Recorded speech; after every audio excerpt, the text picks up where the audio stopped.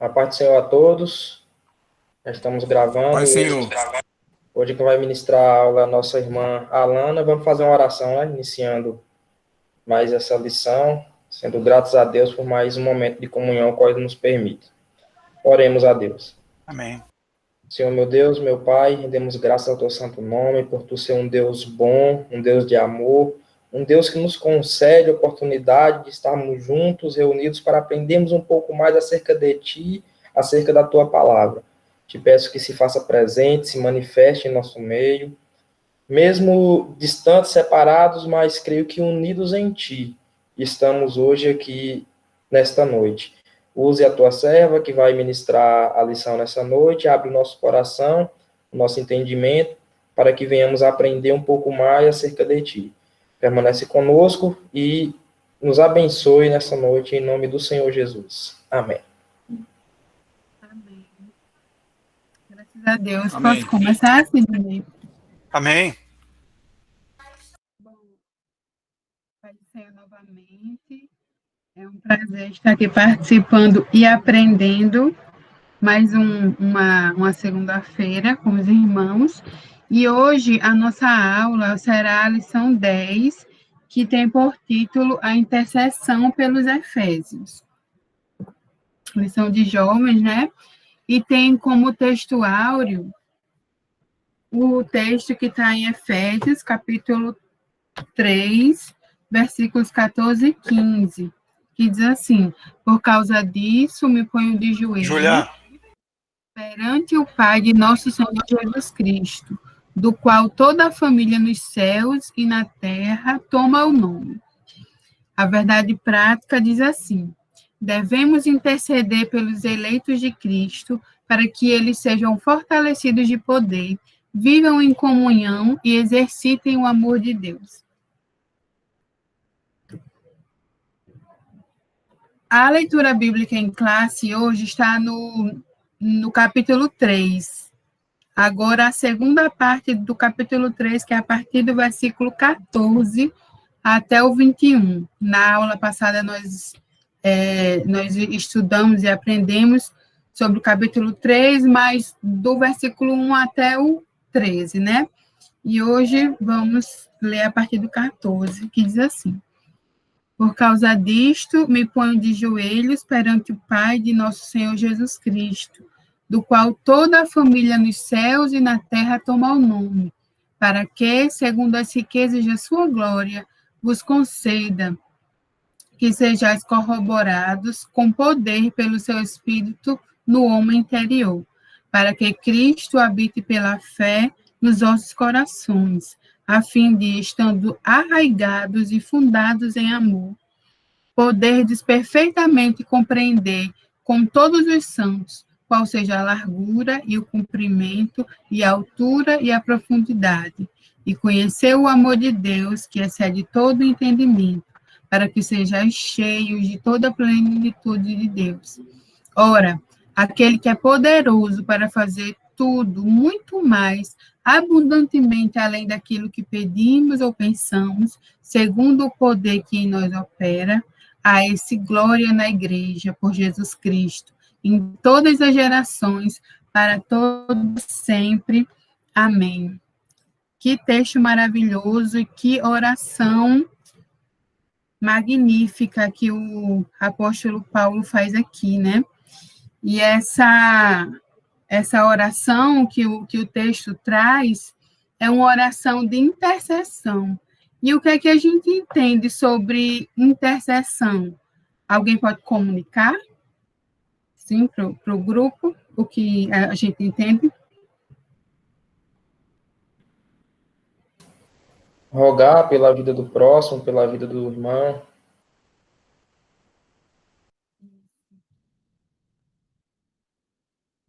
Mais alguém?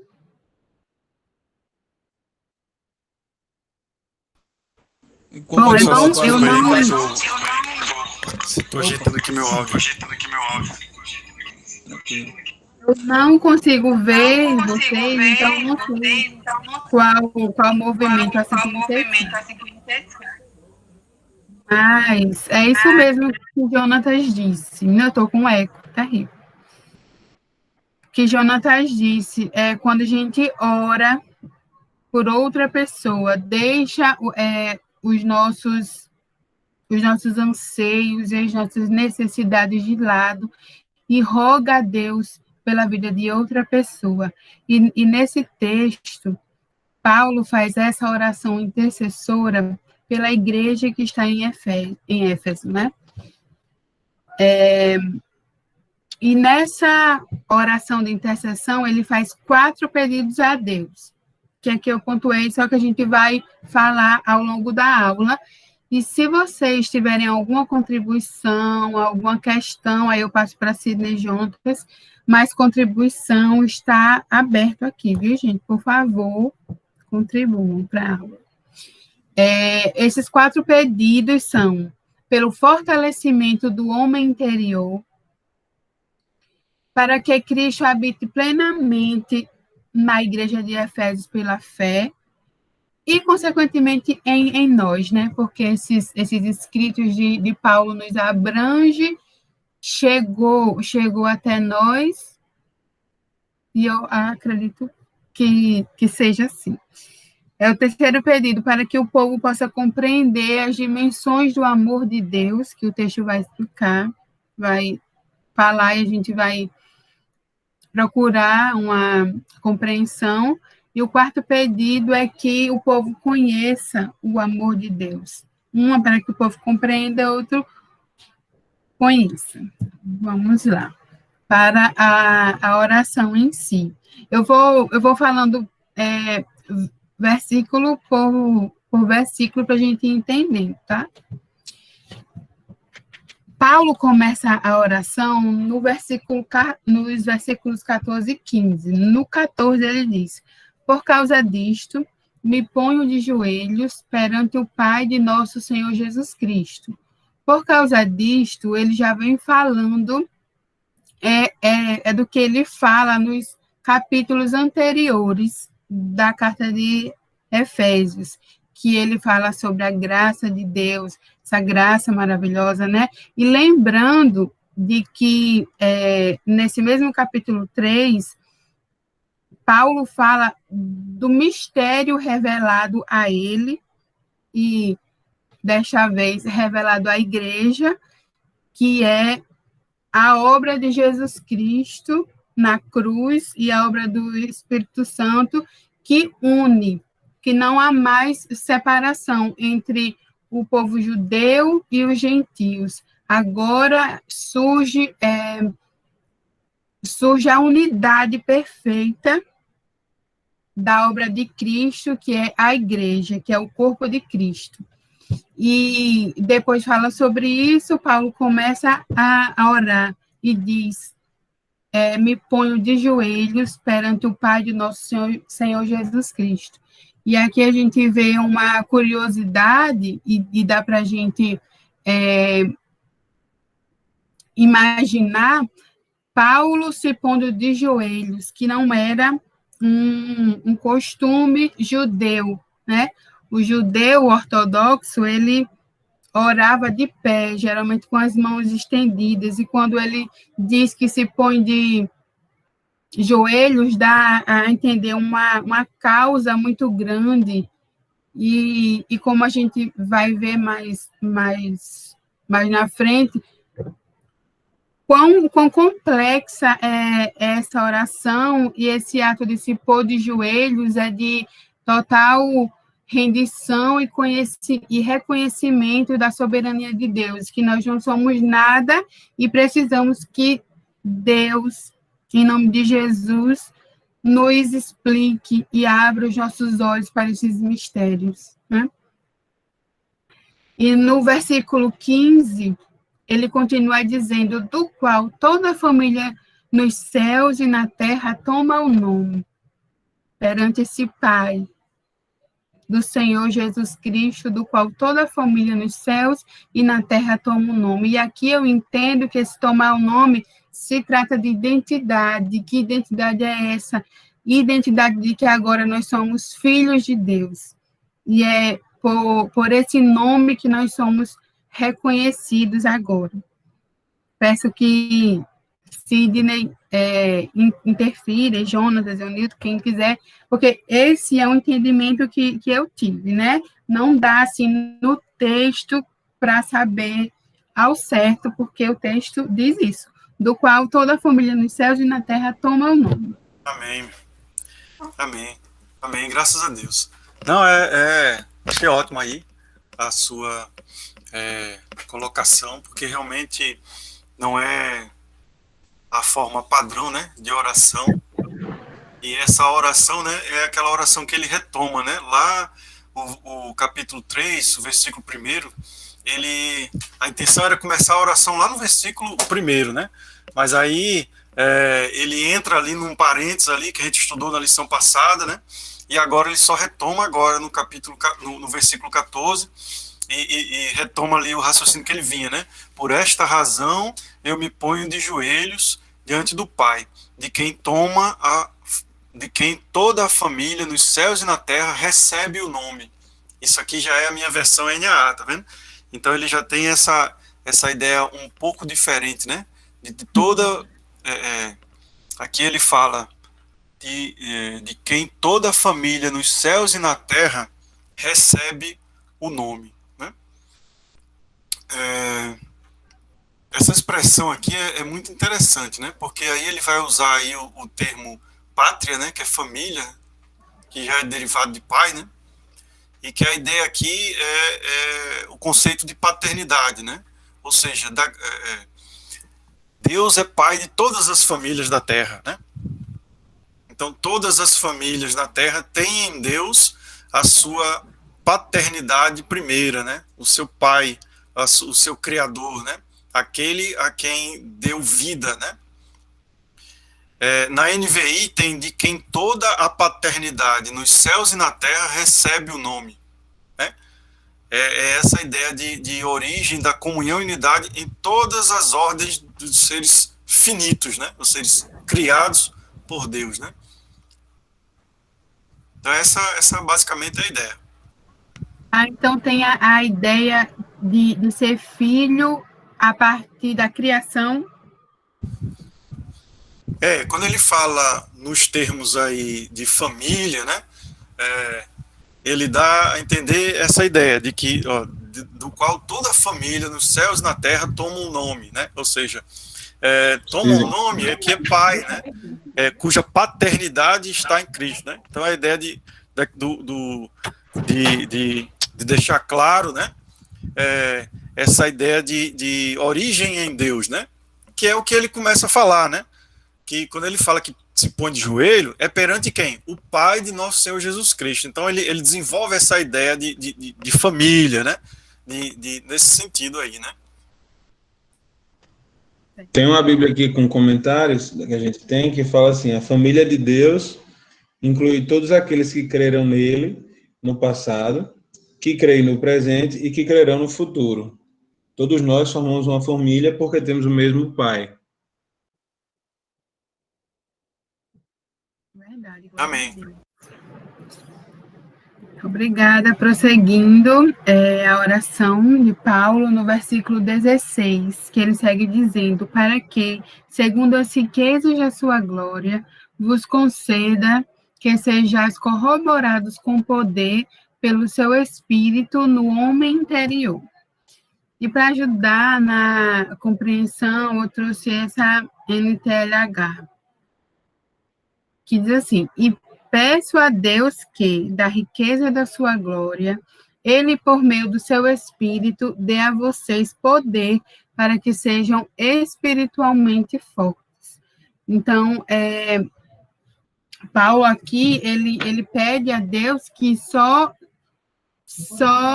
por meio da ajuda de Deus, né, que nós conseguimos nos fortalecer por meio do Espírito, e só por meio do Espírito é que esse fortalecimento espiritual acontece.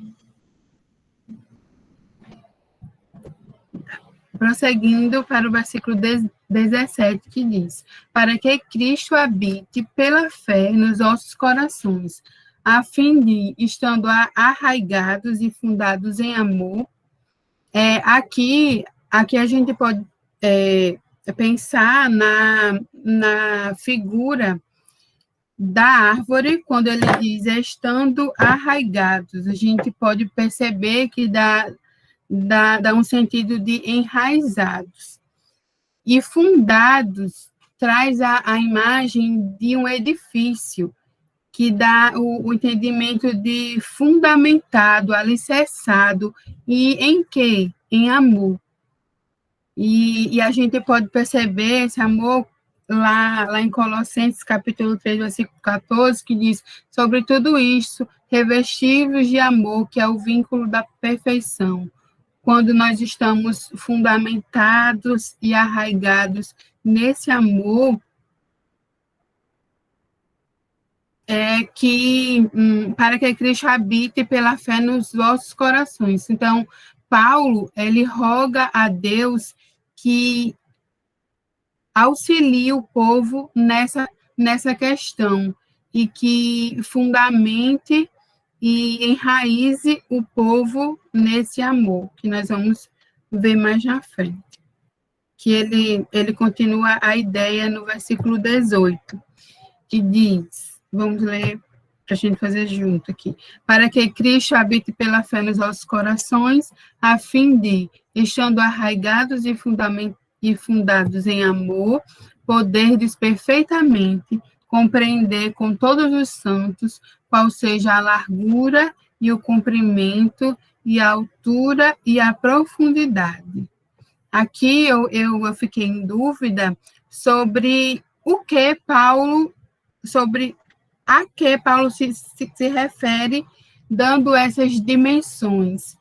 E Sidney me auxiliou dizendo que é nesse amor que nós lemos aqui no versículo 17, no amor de Deus, que Paulo pede para Deus auxiliar o povo a compreender, porque sozinhos nós não chegamos a essa compreensão da complexidade desse pedido, a complexidade desse entendimento do que é a largura e o comprimento, e a altura e a profundidade. Eu trouxe essa outra versão que diz, para que assim, junto com todo o povo de Deus, vocês possam compreender o amor de Cristo, aqui já deixa mais claro, em toda a sua largura, comprimento, altura e profundidade. E no versículo 19, ele continua pedindo a Deus para ajudar a igreja de Éfeso a conhecer o amor de Cristo, que excede todo entendimento, para que sejais cheios de toda a plenitude de Deus. E eu achei muito interessante essa outra versão, que fala assim, sim, embora seja impossível conhecê-lo perfeitamente. Então, Paulo sabia que esse amor de Deus é tão complexo que não dava para entender, mas mesmo assim ele pediu entendimento ao Senhor para conhecer esse amor de Cristo. Peço que vocês venham a conhecê-lo, para que assim Deus encha completamente o ser de vocês com a sua natureza. E eu entendo aqui, para que sejais cheios de toda a plenitude de Deus. Eu vi alguns comentaristas falando que essa plenitude de Deus é Cristo. Podemos compreender assim, Sidney?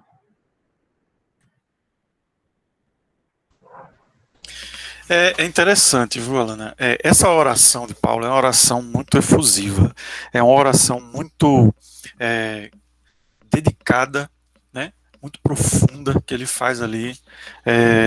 E a gente vai ver que Paulo, ele na sua palavra aí, ele faz uma oração quase poética aí, onde ele usa de uma expressividade muito grande quando ele expressa o desejo que ele tem profundo de que Cristo seja conhecido na sua maior inteireza entre os seus leitores, né? É por isso que ele usa a largura, o comprimento, a altura, a profundidade, né? É claro que muitas possibilidades exegéticas, né, de vários comentaristas ao longo dos anos fizeram várias, né, tentativas ali, né, de colocar uma compreensão exegética aí, mas provavelmente Paulo ele só estava sendo enfático naquilo que ele estava querendo falar, né? Ele estava querendo usar palavras que pudessem tentar, né, conseguir transmitir a inteireza daquilo que ele estava desejando passar, né? E que aí é uma coisa que pela forma como ele se expressa, parece até que transborda a possibilidade linguística de explicar, né? Por isso que ele lança mão desses recursos, né? Como se para ele já tivesse sendo difícil de achar palavras para encaixar em tal magnitude a qual ele experimenta em Cristo ali, né? E aí quando ele vai para o versículo 19 e ele fala, dando continuidade nesse amor, né? Porque ele está falando deste amor, né? Ele está falando desse amor, porque quando ele fala lá, compreender, isto para que com todos os santos vocês possam compreender, aí ele fala largura, altura e conhecer o amor de Cristo. Então o desejo dele é que seja compreendido e que seja conhecido o amor de Cristo, né? Então é esse o objetivo dele, né? Mas é interessante, ó, veja como é interessante, meus irmãos, minhas irmãs, como é interessante. Paulo, como é que tu quer que eu compreenda e conheça um negócio que tu agora acaba de dizer que excede o entendimento, Paulo? Você está ficando doido, Paulo. É interessante, aí eu me lembro, acho que foi Festo, né? Lá em Atos dos Apóstolos, quando ele está lá, antes de apelar para César, né? Ele está lá na prisão de Cesareia, e ele está ali conversando diante do rei Agripa, e aí falam para ele, Paulo, as muitas letras, né, te deixaram louco, não sei o que, né, com ele, né? Aí eu imagino que ele estava dessa forma, né, tentando expressar essa grandiosidade que ele vive, que ele experimenta em Deus, né? Mas apesar de parecer antagônico ou contraditório, na verdade, o que Paulo está dizendo é que ele está querendo exaltar aquilo que ele está querendo demonstrar. Quando ele diz que, olha, eu quero que vocês compreendam, que vocês conheçam, porque é um negócio que é tão grande, maravilhoso, que até excede todo entendimento. É um amor que jorra, que transborda, né? E por isso que eu quero que vocês sejam cheios da plenitude de Deus. Como assim, Paulo? Como é que tu quer que a gente tenha a plenitude de Deus vivendo em nós, Paulo? Vocês conseguem entender isso? A forma como o apóstolo se expressa nessa oração? Meu Deus, como é profunda essa oração de Paulo. Como ele entra aí numa esfera espiritual que parece que até que ele está entrando numa oração que ele está lutando para que isso aconteça, que isso seja realidade nos seus leitores, que hoje somos nós. Né? Então que esse desejo é um desejo para nós, para que isso seja na nossa vida, né? E quando ele fala essa plenitude de Deus, ele não está desejando que a gente seja igual a Deus, né? Que a gente seja pleno de Deus de forma que a gente seja infinito como ele é. Não é essa ideia, mas ele quer o quê? É interessante que Wesley ele vai falar até assim, com toda a luz, amor, sabedoria, santidade, poder e glória. Ou seja, ele deseja que a gente experimente Cristo de tal maneira, de tal monta, que o poder de Deus nas nossas vidas transmita a soberana vontade e força e poder de Deus, né? Então isso a gente tem que entender isso como uma expressividade que ele coloca na sua oração. Temos que lembrar que ele está orando. E quando a gente ora, a gente muitas vezes também lança mão de palavras ou de expressões ou de desejos intensos na oração, porque nós somos tremendamente tocados pelo Espírito Santo, né? E o Espírito Santo intercede por nós na oração com gemidos inexprimíveis, que nós não podemos nem alcançar. Então é essa grandiosidade dessa esfera espiritual que Paulo está transmitindo na sua oração, tá? Então é isso que ele quer transmitir para a gente. Amém, é verdade. Exatamente. E quando fala a respeito de largura, comprimento, altura e profundidade, é como numa linguagem poética mesmo, mas quando a gente fala desses termos, o que dá a entender? Dimensões. Essas dimensões é quão grande é essa dimensão, né? E aí ele vem até no 3 dimensões, né? Dá no plano, largura, altura e comprimento, e entra no espaço, né? No 3D, agora com profundidade, dando profundidade para que se entenda que é uma dimensão tão grande que excede o nosso entendimento, né? Como pode um Deus tão grande se fazer homem, se humilhar, se colocar na terra, como ele vai falar lá agora em Filipenses 2, né? Sendo Deus, não tem por usurpação ser igual a Deus, mas se humilha, se colocando na condição de homem, para morrer em nosso lugar, né? Para pagar um preço que não era dele, para pagar um preço que era nosso. Então, como a gente consegue entender esse amor? Como a gente consegue entender a dimensão? O quão grande é esse amor? Então, justamente nesse sentido aí, de dimensão, do tamanho desse amor de Deus, para a gente ficar perplexo realmente, né? Nessa linguagem poética dele que ele usa para tentar externar isso. Amém. Aí você vê Mateus capítulo 5, versículo 48, que fala assim, ó: sede vós, pois, perfeitos, como é perfeito o vosso Pai que está nos céus. Viram o paralelo? Aqui, o texto está dizendo, sede vós perfeitos, como é perfeito o vosso Pai que está nos céus. Então quer dizer que a gente é para ser perfeito igual a Ele? Não. É para a gente buscar, no exemplo de Cristo, essa perfeição e torná-la como objetivo, como algo a ser almejado, buscado, trabalhado para, né? É parecido, faz uma analogia aqui, né? Paulo também não está querendo que a gente, não está insinuando que toda a plenitude de um Deus infinito vai caber em cada um de nós, né? Não é essa a ideia, certo? Amém. Glória a Deus. E é dessa forma que Paulo termina essa oração no versículo 20, que ele diz assim: ora, aquele que é poderoso para fazer tudo, muito mais abundantemente além daquilo que pedimos ou pensamos, segundo o poder que em nós opera. Aqui a gente podemos ver onde ele se fia, onde ele se apoia para fazer esses pedidos tão complexos, tão fortes a Deus, tão inatingíveis, né? Que é quase que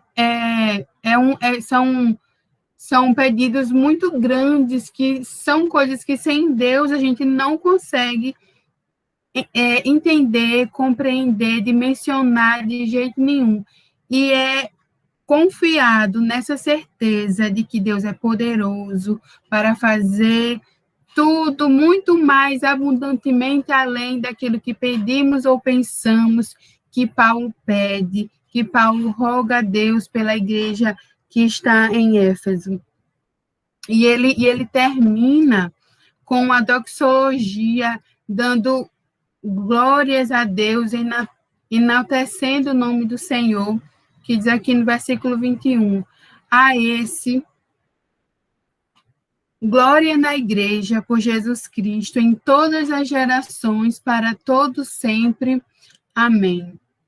Aqui, diante dessa oração, a gente consegue perceber mais uma vez, não é, o amor de Paulo pela igreja, pela sua vocação, pela missão que o Senhor confiou a ele, e a compreensão dele do tamanho do Deus a quem ele serve, do quão poderoso, excelente, que está acima de um grau tão inatingível, mas que nos deu acesso por meio da sua graça, por meio do seu Filho.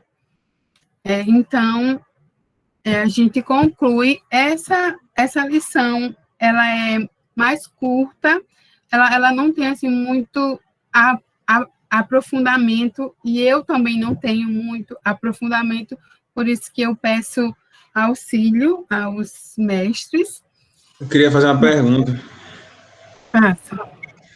Porque quando a gente vê esse versículo, porque eu já ouvi, assim, diversas vezes esse versículo 20, isoladamente, em um contexto bem direcionado sobre bênçãos terrenas, materiais, enfim. Que fala, ora, aquele que é poderoso para fazer tudo muito mais abundantemente, além daquilo que pedimos ou pensamos, segundo o poder que em nós opera.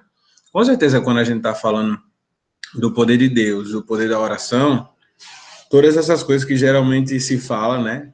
Eu acho natural, eu acho válido, eu acho muito importante. Mas quando a gente estuda, assim, passo a passo, todo o capítulo, como a gente estava fazendo isso agora, dá para perceber que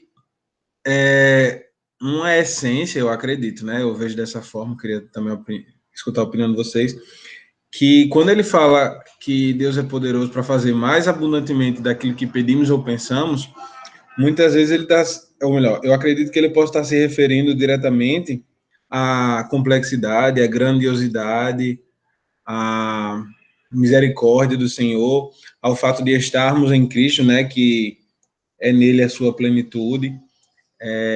Muitas vezes, não, eu penso eu entendo que essa forma seja muito mais próxima dessa questão da nossa relação com Deus, e não daquele momento recebidos do Senhor, né? Tipo assim, que a gente pensa aqui.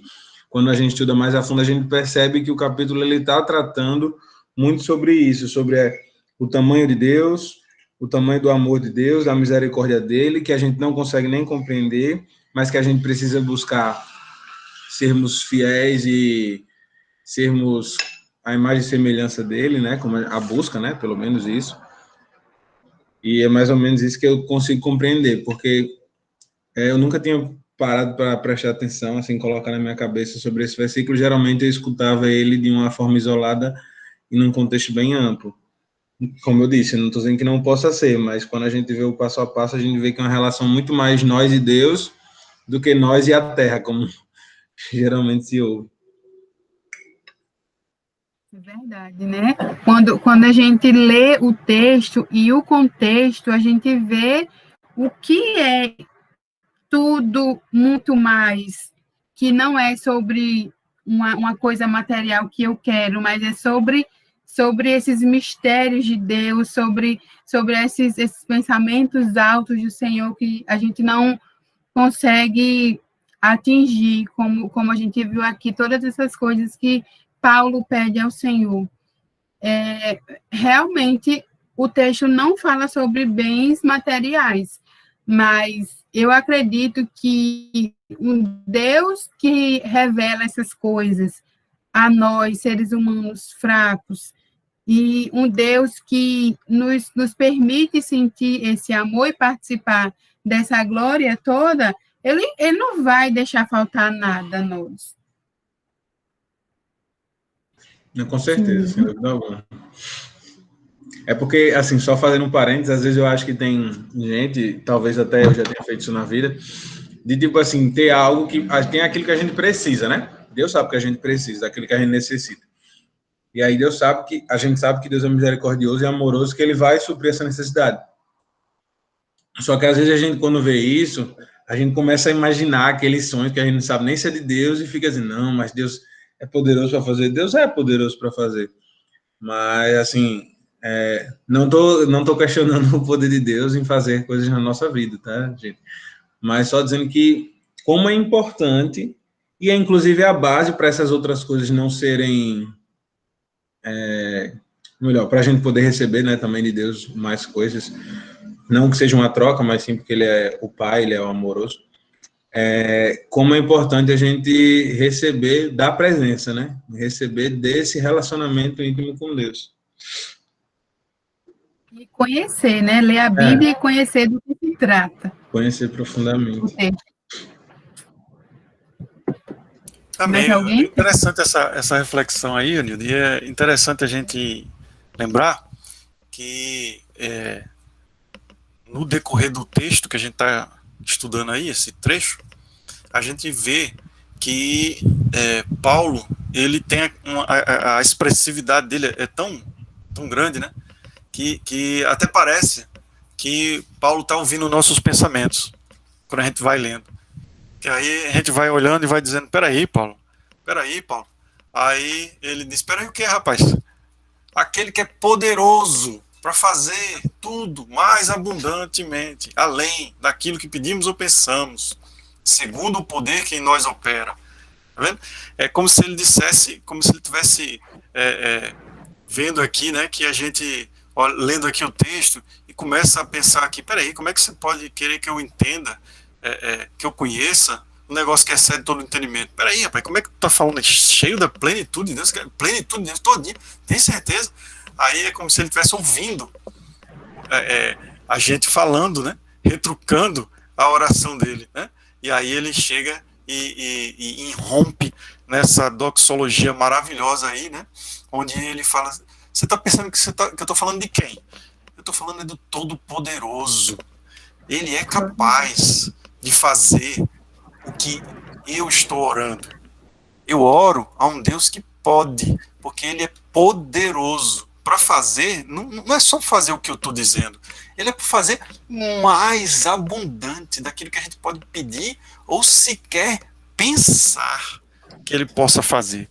Então aqui é claro que a gente tem que observar que Paulo, ele está concluindo uma oração muito ousada, uma oração muito intensa, e aí ele chega ele desemboca nessa conclusão que só poderia chegar dessa forma, uma conclusão tão contundente, que é a abundância do poder de Deus, né?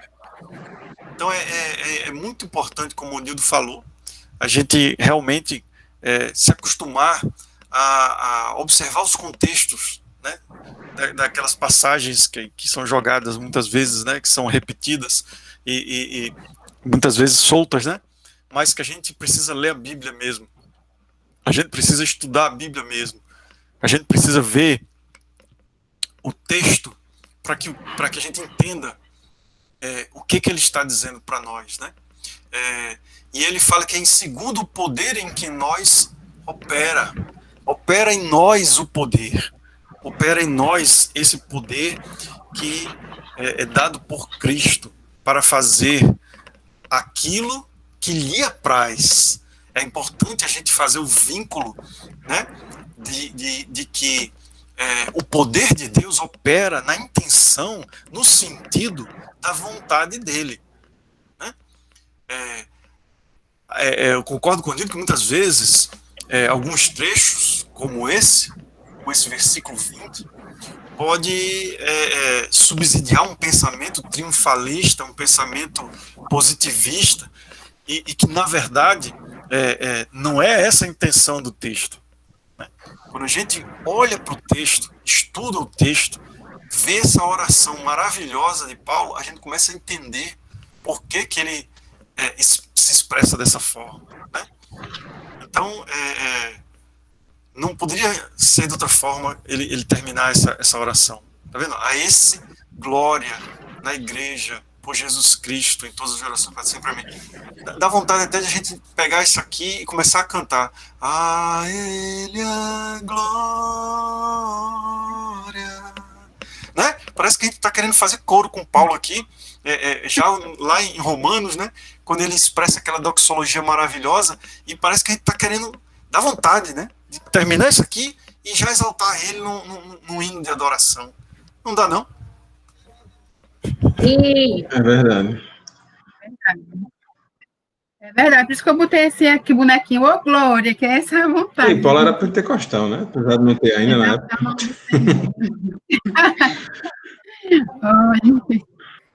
Não boto Paulo numa enrascada. Concluindo, mas não concluindo, porque a gente pode continuar. Nós, nessa lição, entendemos a complexidade da oração de Paulo, que a gente cansou aqui de falar, porque não tem como deixar de reconhecer que foi uma oração ousada, que disse, Deus, eu quero mais, e quero que o povo entenda mais sobre o Senhor, e sobre seu amor. Entendemos aqui a importância da igreja estar arraigada e fundada no amor de Deus, na excelência do amor de Deus, bem fundamentada, né? E reconhecemos que Deus é capaz de fazer muito mais além do que nós pedimos, que nós servimos a um Deus poderoso e que conhece a nossa pequenez e sabe que a gente não consegue entender aquelas questões que Paulo pediu auxílio ao Senhor por nós mesmos, e ele nos ajuda e nos abre o entendimento para conhecer mais a seu respeito, né? Eu agradeço e continuo aqui o debate.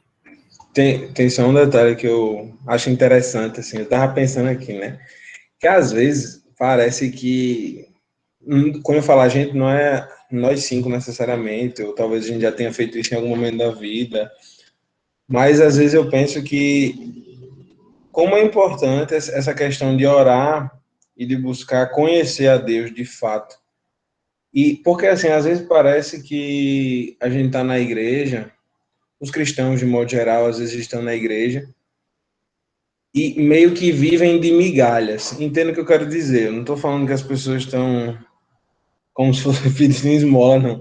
Mas se contenta só com aquela porção, sabe? É isso que eu queria falar. Não vai Quando, se a gente tivesse uma busca inicialmente, tipo assim, qual é a principal busca que você faz quando está adorando a Deus, quando vai à igreja, quando busca a presença do Senhor, né? Se essa nossa ação fosse direcionada para conhecer mais profundamente a Deus, seria de muito mais valia para a nossa vida, e a gente estaria aproveitando mais, né? Não vou dizer 100%, mas cada vez mais do que Deus pode dar. E não apenas uma simples porção que nos é repassada, tipo, sabe? É o que eu estou querendo falar, assim, a gente, quando se congrega, e isso é muito bom, a gente recebe, né? Por meio de outras pessoas, Deus usa e tudo mais. Mas a gente tem que entender que será ainda melhor se nós formos em busca, né? Criarmos esse relacionamento com Deus, pois a gente vai conseguir aproveitar muito mais, né? Vamos entrar nas profundezas, em todos esses aspectos que Paulo tem citado, né? E seria muito mais edificante. É algo que a gente às vezes tem relegado. Esse tempo que nós vivemos, né? O tempo da correria, o tempo da pressa, o tempo da intranquilidade, e que se associa também com o tempo da informação rápida e rasteira também. A gente muitas vezes acaba se acostumando a esse modus operandi, e a gente também atua da mesma forma na igreja. Então a gente não faz aquilo que a própria Escritura nos aconselha a fazer, como está lá no Salmo 1, aquele que medita nas Escrituras, né? Então a gente tem renegado as nossas disciplinas de fé. Nós temos uma correria tão grande que a gente ora menos, lê menos a Bíblia, estuda menos a palavra, muitas vezes consegue ler, mas já não consegue estudar. É um desafio para nós nesse tempo. Temos muitos afazeres, né? Eu, por exemplo, né, tenho trabalho, tenho família, né? E tenho que estudar também. E aí você também precisa moldar o seu tempo para que que você não seja escravo do tempo, mas que você consiga disciplinar o seu tempo, organizar o seu tempo, né? Para fazer um devocional na sua casa, com a sua família, para ter um tempo seu de oração, um tempo seu de contemplação, de meditação. São coisas que a gente tem que voltar a buscar, né? A voltar a ter essas coisas. Eu entendo, Nildo, quando se fala, né, que o que eu entendo é que você fala que as pessoas às vezes se acostumam, né, a ter aquele momento de contato com a palavra só quando vai para a igreja e é lida a palavra na igreja. E o momento em que ela estuda as escrituras é somente um momento em que naqueles 30, 40, né, 50 minutos é pregada a palavra, né, exposto as Sagradas Escrituras, né? Mas ela mesma, ela não faz o seu esforço pessoal de busca do que ela pode extrair da palavra de Deus para a sua vida, da sua compreensão da palavra de Deus, né? E hoje a gente também tem o grande problema, né, da pressa das pessoas em busca de saber rapidamente as coisas, né? E a gente sabe que a gente está vivendo tanto um tempo de muita informação, como também um tempo de muita desinformação, né? A gente sabe que a internet tem que hoje... administrar a informação, né? A gente tem que administrar a informação na nossa mente. Isso, exatamente. E aí, às vezes, a gente fica só consumindo certas coisas, né? E a gente não lê mais. A gente também não lê. Né? Hoje em dia, quando você quer saber sobre um negócio, você vai para o YouTube, procura um vídeo que fala sobre aquilo ali, né? Rápido. E aí você pega ali 20 minutos, 15 minutos que falou daquele negócio, 30 minutos, pronto, para você já foi. Né? Mas você não lê mais, você não busca mais você mesmo examinar o que está escrito. Né? Você não consegue mais parar para você fazer o seu estudo, trazer a sua inferência sobre as escrituras. Né? E aí eu realmente também vejo isso muito, Nildo, e é um desafio para todos nós a gente romper com isso e ter o nosso tempo de estudar as escrituras, de domar o nosso tempo para que a gente tenha um tempo para as escrituras, para estudar as escrituras, uma leitura sistemática da Bíblia. É necessário. Realmente Eu penso assim, tipo a questão de a gente reserva um tempo para Deus, ok. Mas esse tempo ele precisa ser de qualidade, né? Não pode ser de qualquer forma. E outra, o que eu vejo assim aqui, sei lá, digamos que a gente vai estudar, a gente vai ler, a gente vai cantar, a gente vai orar. E é como eu disse, eu não sou contra ninguém querer as bênçãos do Senhor, não. Né? Jamais, até porque eu peço e às vezes acho que peço muito até. Mas, assim, a partir do momento que a gente faz como essa oração de Paulo, que a gente busca orar a Deus e pedir que Ele nos ensine, para que a gente possa compreender a Deus, que a gente possa nos aprofundarmos mais em Deus, é como se todo a gente vai conseguir manter essa vida que a gente sempre vem buscando, né, de ter um relacionamento íntimo com Deus, se a gente startar o nosso tempo com Deus buscando isso, vai ser mais fácil, vai ser, tipo assim, a gente vai criar esse hábito. Agora, se a gente, quando tem um tempo com Deus, vai mais atrás da nossa... É aquela questão de relação do homem com Deus e relação do homem com o homem mesmo, com a terra, né? Tipo assim, Deus atua na nossa vida nos dois sentidos, né? Só que a gente primeiro precisa buscar Ele, porque tanto as outras coisas vão ser cuidadas por Ele, como a gente vai estar sempre, digamos assim, ativo. Eu não sei se isso é uma palavra interessante, mas preparados nessas duas frentes, no nosso relacionamento com Deus, no nosso relacionamento com os demais irmãos, na terra, tanto no horizontal quanto no vertical.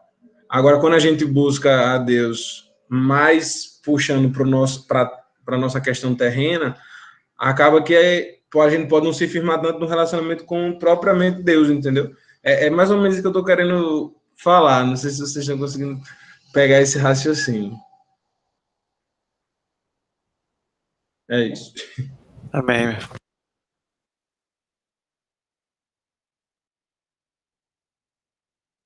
Verdade, porque eu acredito que quem tem esse relacionamento superficial com Deus nunca vai chegar à compreensão e ao entendimento nesse nível que Paulo pede a Deus. Porque logo ele não está interessado nisso. Ele está mais interessado nos bens terrenos, né?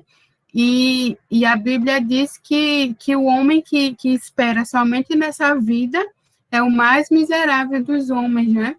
Porque o nosso tesouro está no céu, o nosso alvo é o céu.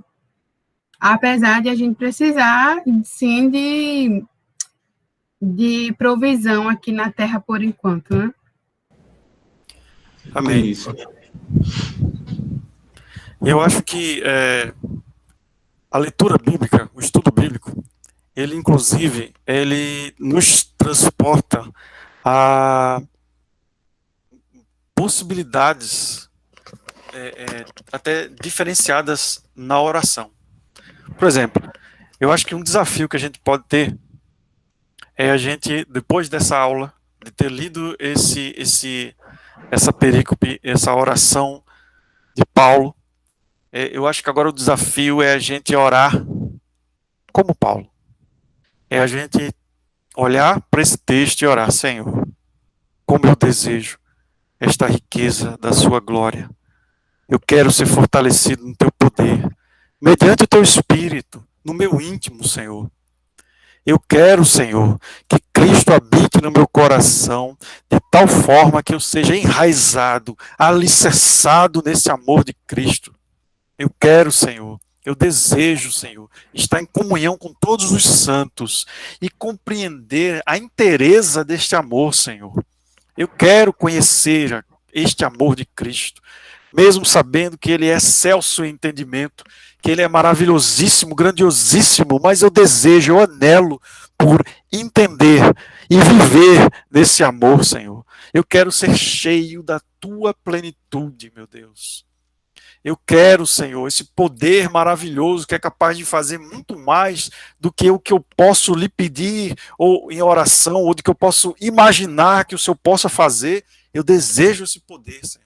Eu quero que Tu seja glorificado na igreja, na minha vida, na vida dos que eu amo. Eu quero, Senhor Deus, que o Teu nome seja sempre, por geração a geração.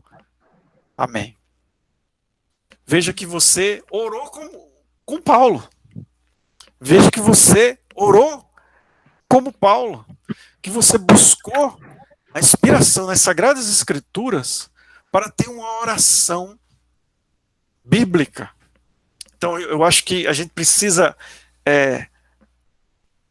ter atenção às Sagradas Escrituras de tal forma que a gente traga para as nossas orações as Sagradas Escrituras.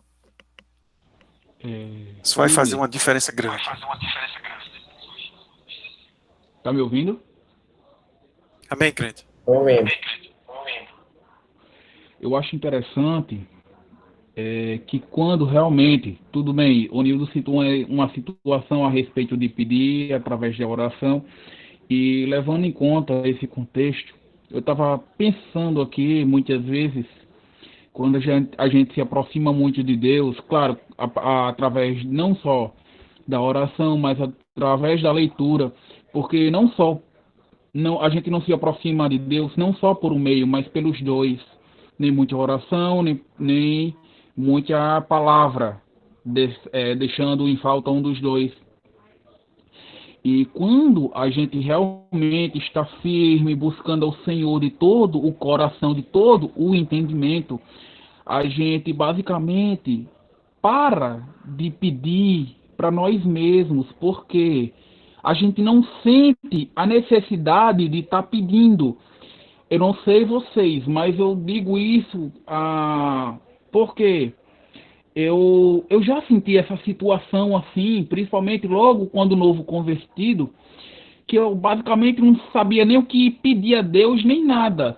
E eu buscava assim a Deus por buscar, basicamente por coração, independente.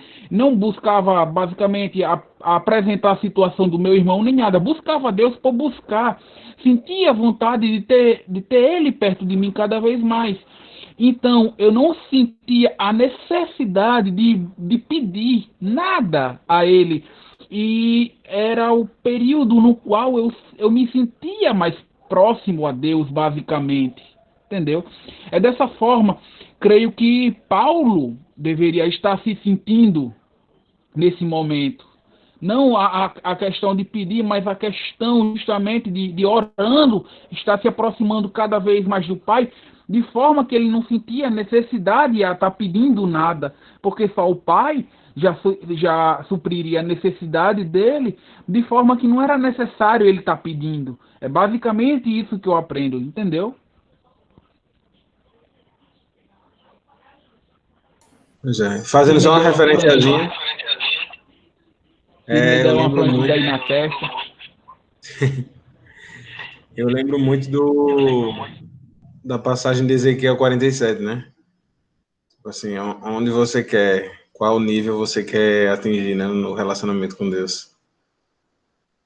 Se é nos pés, água pelos pés, se é nos joelhos, se é nos lombos, ou se você quer mergulhar. Amém. Amém, meu irmão. Uma coisa, Eu entendi sua colocação, Márcio. Entendi sua colocação. O João disse que ele falar. vai comentar mais algo a respeito da colocação de Márcio? Não, pode falar. Sim, uma coisa interessante a respeito do texto, quando nós estudamos nessa noite, é que a primeira coisa que Paulo nos ensina, não diretamente, mas indiretamente, é a intercessão, né? Ele não está ensinando, vocês têm que interceder, não. Ele já chega agindo através de uma ação, intercedendo pela igreja. E essa intercessão é com um propósito. E o propósito da intercessão de Paulo é o fortalecimento da igreja. Esse fortalecimento parte de quê agora? De estarmos firmados em amor. Aí eu acho interessante, algo que a gente vem batendo na tecla ao longo de várias lições, e que Sidney pregou muito bem ontem, a respeito do estar em Cristo. No versículo 17, o que é que ele pede? E assim pela fé que Cristo habite no coração de vocês. Porque quando Cristo está em nós, lógico, logo nós também estamos em Cristo. E o estar em Cristo agora vai levar a uma nova condição. Fazer com que nós fiquemos enraizados, né? Enraigados, alicerçados em amor. E a partir desse amor, esse amor que agora, por meio dessa intercessão, traz o quê? Fortalecimento da igreja por meio da união, da unidade da igreja, de se colocar na condição do outro, como a Alana falou no início da lição, de interceder pelo outro, pedir pelo outro, e não no sentido material, mas no sentido espiritual, para que a igreja cresça, para que a igreja se fortaleça. E estando nesse amor, agora estando em Cristo, entendendo esse amor, leva ao finalzinho agora aí do versículo 19, para que nós fiquemos cheios da plenitude de Deus. Porque a partir de estar em Cristo, a gente entende o amor, começa a interceder pelo irmão, a interceder pelo fortalecimento da igreja, porque entendemos o amor de Deus, e esse amor de Deus que nós entendemos em Cristo nos constrange agora a obedecer, nos constrange agora a buscar um relacionamento mais próximo com Ele, que a gente vem debatendo aí, né, agora, falando a respeito disso, e vivemos uma vida até chegarmos na estatura de varão perfeito, que é Cristo. Então, tudo depende, tudo parte do estar em Cristo, para que busque o fortalecimento da igreja, intercedendo uns pelos outros, porque entendemos em Cristo o amor de Deus, esse amor que nos constrange, esse amor que excede todo entendimento. E algo interessante a respeito da conclusão que o comentarista faz da lição é que Paulo ele tinha ciência que o perseverar do cristão dependia de 4 princípios basilares, os quais ele pediu a Deus em oração, através dessa oração que ele fez. E quais eram esses 4 princípios? O fortalecimento de poder, a presença plena de Cristo, o intenso exercício do amor de Deus e o contínuo crescimento espiritual até encontrar a perfeição. E durante esse processo todinho aí, a igreja, deve continuar o que ainda? Dando glória a Deus a todo tempo, sabendo que Ele é um Deus maravilhoso, que pode fazer infinitamente mais por nós, além daquilo que pedimos ou pensamos, né? E durante a lição o comentarista até destaca aquele versículo que fala aqui, lá de Romanos, né? O que não subiu ao coração do homem é o que Deus tem preparado para aqueles que o amam, para aqueles que estão em Cristo. Amém, Jonatas. Muito boa explanação. Eu ia até falar sobre isso mesmo, assim, sobre essa questão de que nessa oração é destacado a característica de intercessão, né? Muito bem, muito bem colocado. Muito bem colocado o que você falou. E eu acho que a gente tem que exercitar o aprendizado de oração com a Bíblia. Aqui está um exemplo de oração. Jesus Cristo nos deu um exemplo de oração. E o que nós devemos fazer é aprender a pedir e sobre o que pedir. Né? Como também está escrito, não recebeis porque pedis mal. Como é pedir bem? Como é fazer a minha oração correta? Existe uma forma de uma oração correta? Bem, Jesus Cristo nos deu um modelo. Então, eu acho que nós devemos observar este modelo, aprender com ele neste modelo, ver o que ele faz, o que ele pede, de que forma ele pede, o que ele prioriza na oração, né? E um dos pontos primordiais de uma oração é a intercessão, né? E graças a Deus por isso.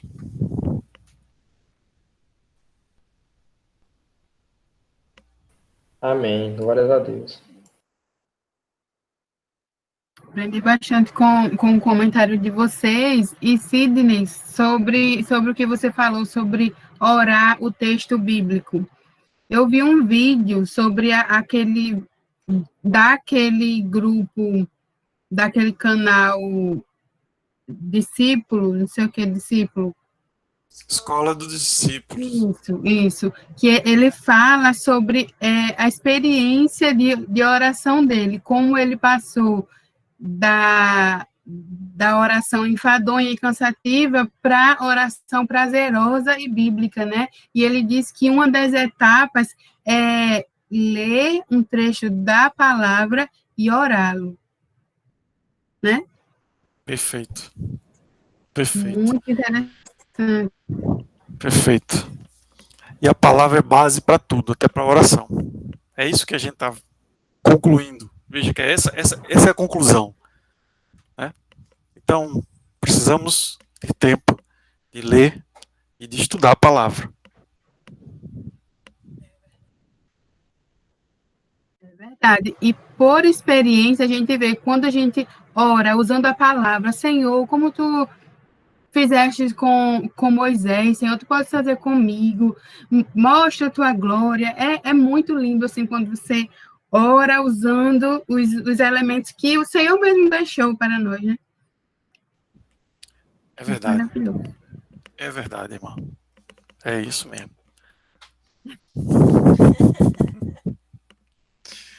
Tá, conclua aí, vamos concluir. Vamos concluir com a oração, então. Porque eu acho que já Eu quero agradecer foi bem proveitoso.